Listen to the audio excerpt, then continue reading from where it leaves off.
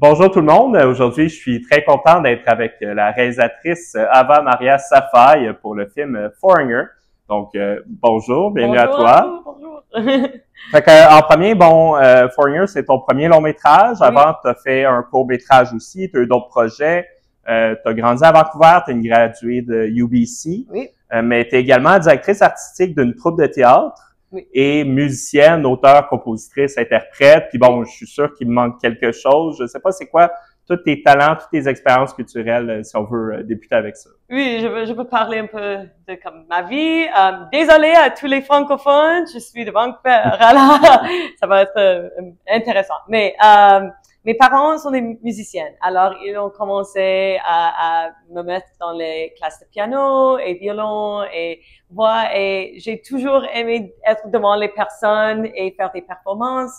Et puis, quand j'étais plus grand, comme 16 ans, j'ai tombé en amour avec film et j'ai allé à l'université pour acting. Et là, j'ai appris beaucoup, mais quand j'ai gradué, c'était la pandémie. Alors, j'ai commencé un nouveau, like a company de films, et on a commencé à faire des films plus courts. Et puis, Foreigner est venu à moi à l'année 2023, je pense. OK. Fait que c'était un projet qui s'est échelonné sur 2 ans. Oui. C'est ça. 2 Puis, ans.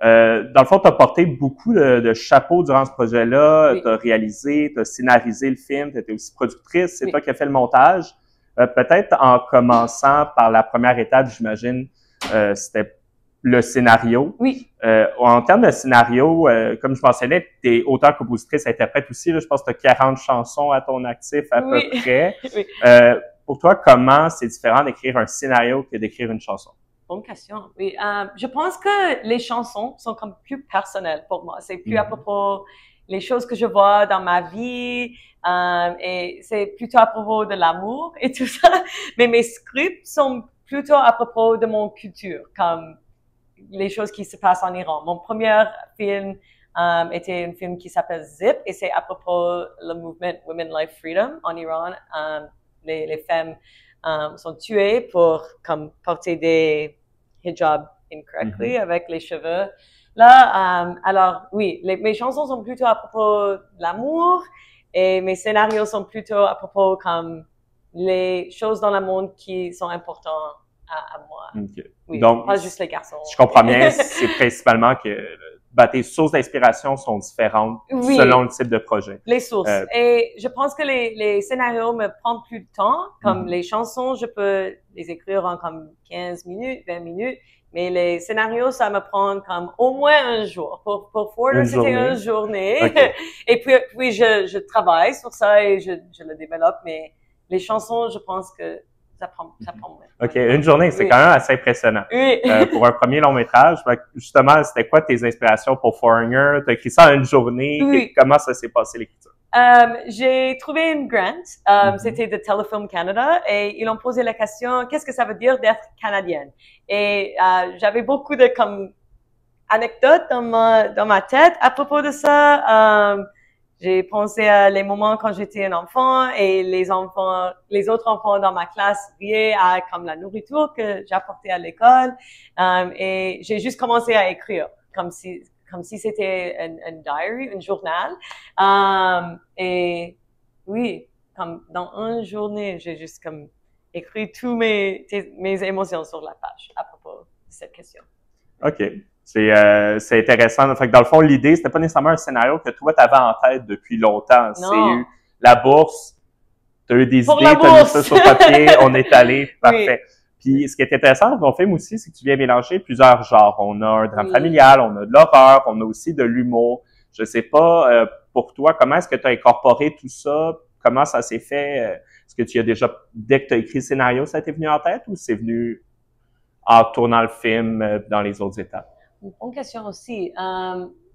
Pour moi, j'ai juste écrit comme la vie. Et la vie est drôle, et la vie est parfois une horreur, et parfois c'est amusant, et parfois c'est pas, et c'est triste.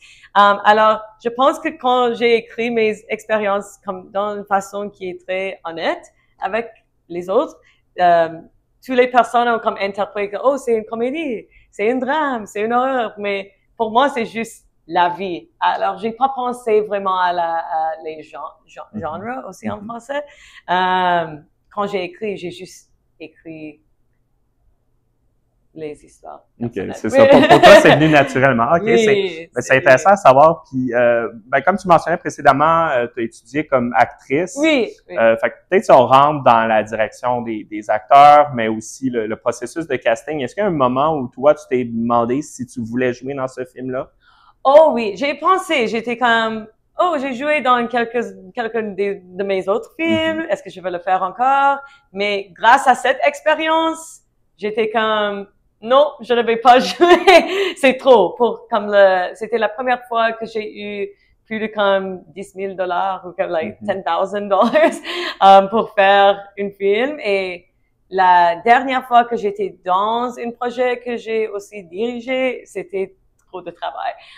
Je pense que je suis aussi un peu trop vieille pour la rôle de Yasmine. Oui. Ça, c'était la seule personnage que j'ai pensé que je peux jouer, mais j'ai voulu vraiment trouver une autre actrice qui est plus jeune et lui donner l'opportunité. OK. Puis si justement, si on embarque sur Rose, bon, tu disais que ce scénario, ce film-là, un peu, c'est ta vie. Oui. Est-ce que pour toi, ça représentait un défi de voir quelqu'un être un peu te jouer toi à l'écran? De quelle manière est-ce que tu coachais cette personne-là pour que ça ressemble à ce que toi t'avais en tête? Rose était comme la personne la plus parfaite qu'on a pu trouver pour cette rôle. Elle était comme, like, mon twin. Elle était la dernière personne qu'on a vue pour la rôle et quand on a parlé, elle m'a dit, mes parents sont aussi musiciens comme vous et j'étais aussi comme très triste quand j'étais dans l'école secondaire et on a juste eu beaucoup de choses comme en commun et oui, alors c'était très facile car j'ai lui dit comme, oh, mes parents sont des musiciens. Oh, moi aussi, mon père chante comme ça et j'ai dit, oui, mon père chante comme ça aussi et puis on a met ces choses dans la vie. OK, tout s'est fait naturellement. Oui. En plus, c'est une belle histoire, le fait que ce soit la dernière qui est venue, en plus. Oui, c'était beaucoup de choses avec ce film, c'était comme la destin. Oui, j'étais juste là, à moment parfait. OK. Puis si on embarque sur les autres actrices, là, on a le trio des filles, c'est Chloé, Talissa et Victoria. Oui. De quelle manière le casting s'est fait pour eux, puis peut-être il y a des plans qui marquent qu'on voit dans la bande-annonce aussi, là, où on a les trois qui sont souriantes un peu en triangle. Je sais pas, tu peux nous parler un petit peu de cette scène-là? Oui, de la scène ou comme les filles? Ben, les deux. OK. On a trouvé les filles. Chloé était la première personne qu'on a trouvée. Elle a nous envoyé un email, un courriel, pendant le temps qu'on était en train de chercher pour le crew. Et elle a dit, j'adore le script, j'adore l'idée. Quand tu as un rôle pour moi, je veux comme faire une audition pour vous.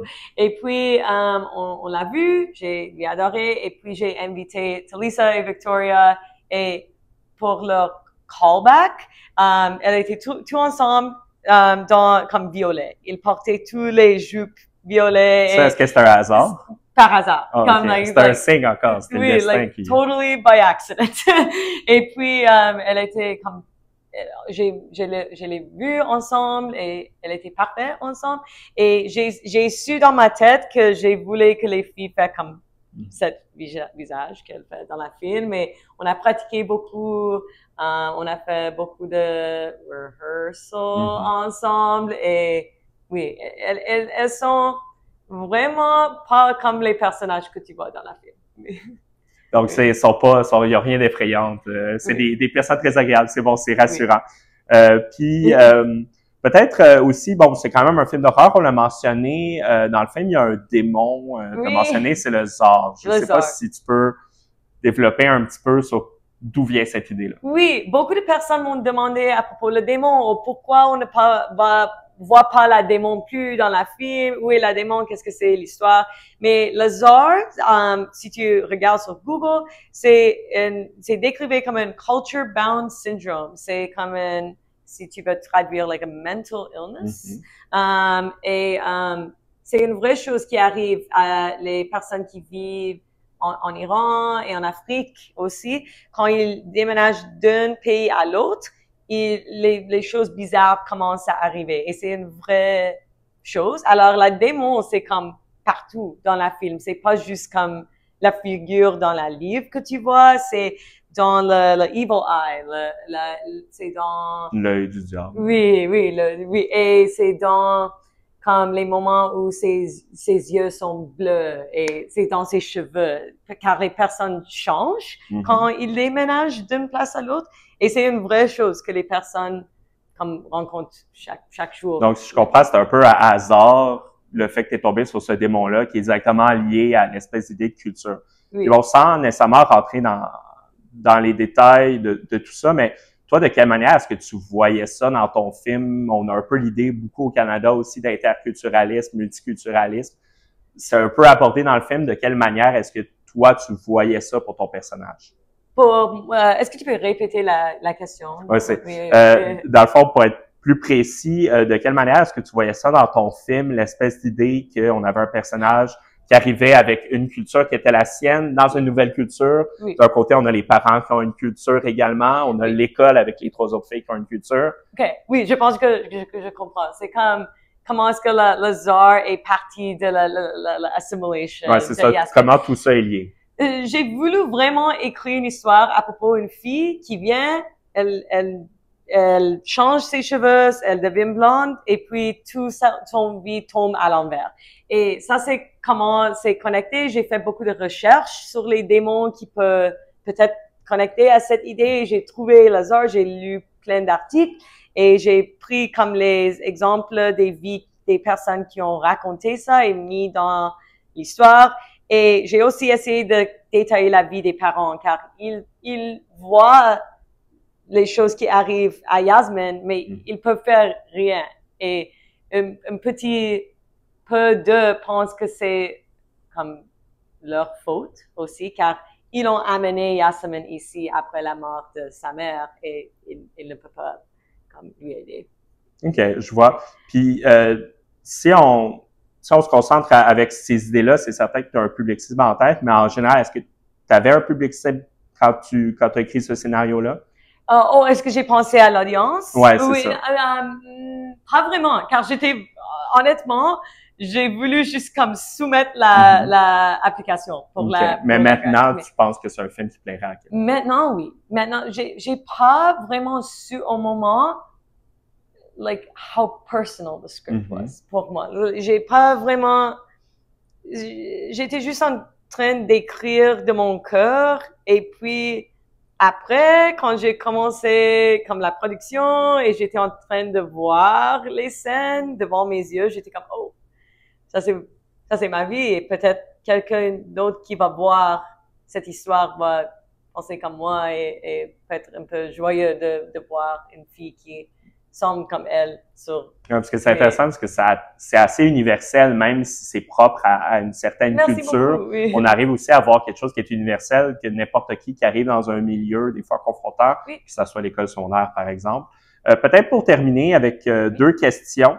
Je ne sais pas, toi, pour le film, qu'est-ce que tu vois pour la suite? Qu'est-ce qui est déjà prévu? Où est-ce qu'on va pouvoir voir le film? On a distribution avec Raven Banner, et ils vont l'apporter la film à les théâtres l'année prochaine, et ça va aller à un peu des autres comme festivals de films. Ça va aller à Fright Fest à London sur août 22, et puis ça va aller à 2 autres places que je ne peux pas encore nommer. Mais donc, je comprends que tu vas être encore assez occupé avec ça pendant un moment. Oui.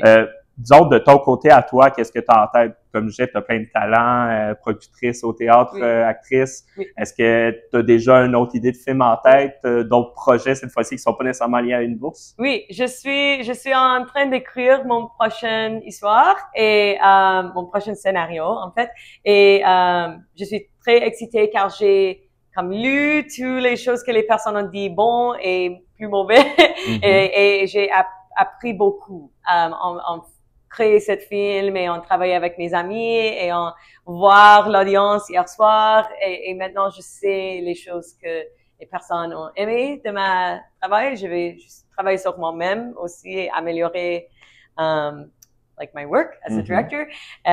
Et je suis très excitée. Je peux vous dire un peu, c'est à propos tu peux, vas-y. Oui, c'est un nouveau scénario, c'est plus, beaucoup plus d'horreur, c'est plus comme blood and guts un peu, et c'est à propos d'une famille de 4. C'est bon. Ce que je veux dire. À suivre, à suivre. Donc, un gros merci à Eva pour l'entrevue avec nous aujourd'hui. Évidemment, on va continuer à couvrir le festival. Ça va faire plaisir de vous recroiser à d'autres moments. Merci beaucoup.